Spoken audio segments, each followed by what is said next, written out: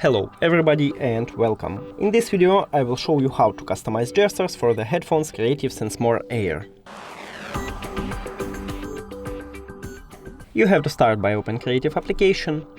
Now click the custom buttons and now we can change it. So let's say I don't want ambient control on my left earbud. For double tap I just click on it and I choose call voice assistant. Now go back. Same you can do with the right one.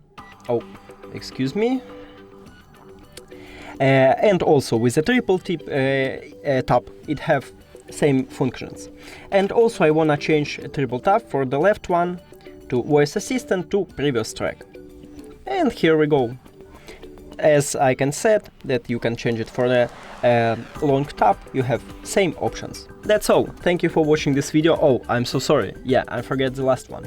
If you want to reset it to factory, you just click on the right top icon, revert, and it come back to default.